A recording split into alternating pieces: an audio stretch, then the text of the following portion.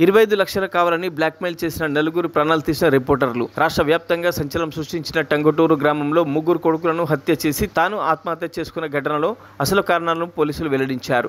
మృతుడు నీరెడ్డి రవి భార్య శ్రీలత ఇచ్చిన కంప్లైంట్ ఆధారంగా దర్యాప్తు చేయగా నీరెడ్డి రవి అనే వ్యక్తికి 5 రిపోర్టర్లు ఒక హోంగార్డ్ 25 లక్షలు కావాలని బెదిరించి డబ్బుల కోసం బ్లాక్మెయిల్ చేయగా తన ముగ్గురు కొడుకులను చంపి తాను కూడా ఊరి వేసుకున్నాడని తెలిపారు. కాగా పోలీసులు నలుగురు మృతికి కారకులైన వారిని పోలీసులు గుర్తించగా వారిలో 5 విలేకరులు కాగా ఒక హోంగార్డ్ ఇతరులు ఉన్నారు.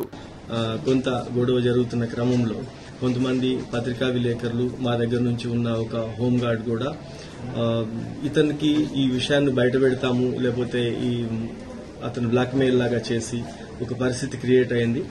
దాంట్లో 5 పత్రికా విలేకరులు ఇతన్ని దగ్గర తీసుకుని వచ్చి వాళ్ళ బావమర్ది వీళ్ళందరినీ ఒకరోజు సెటిల్మెంట్ లాగా కలిసి 5 కలిసి 25 lakhs డిమాండ్ చేయడం జరిగింది. దాంట్లో లాస్ట్కి 10 lakhs ఒప్పుకొని తప్పని పరిస్థితుల్లో అతను ఆ రోజు భార్య యొక్క పుస్తల తాడు కూడా తాకట్టు పెట్టేసి వాళ్ళకి 2.5 లక్షలు ఇవ్వటం.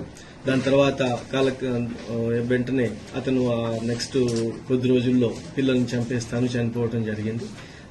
దీంట్లో అలానే మా దగ్గర ఉన్న హైదరాబాద్ సిటీ పోలీస్లో హెడ్ క్వార్టర్స్ లో పనిచేసే ఒక హోంగార్డ్ నాగరాజు అనే వ్యక్తి కూడా అతని దగ్గర కొంత ఇన్వెస్ట్ చేసి ఆ ఇన్వెస్ట్ కింద అతను గతంలో కొనుక్కున్న ప్లాట్లను కూడా ఆ కాగితాలు తీసుకుని వెళ్లి వేరే వాళ్ళ దగ్గర మార్టిగేజ్ చేపించి 20 lakhs తీసుకుని అతనికి పూర్తిగా ఆధారాలు లేకుండా జీవనాధారం కోల్పోయేలాగా చేయటం, ఈ అన్ని ఫ్రస్ట్రేషన్ తో అతను ఆ బ్యాడ్ ఇన్సిడెంట్ కి పాల్పడటం, అతను చివరికి ఆత్మహత్య చేసుకోవటము ఇదంతా కూడా ఎస్టాబ్లిష్ అయింది.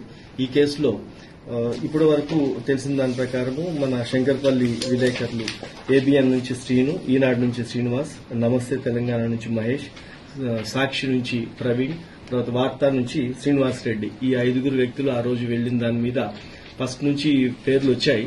వస్తే దీంట్లో ఉన్న సెన్సిటివిటీ మరిన్ని అప్డేట్స్ కోసం మా ఛానల్ ని సబ్స్క్రైబ్ చేయండి.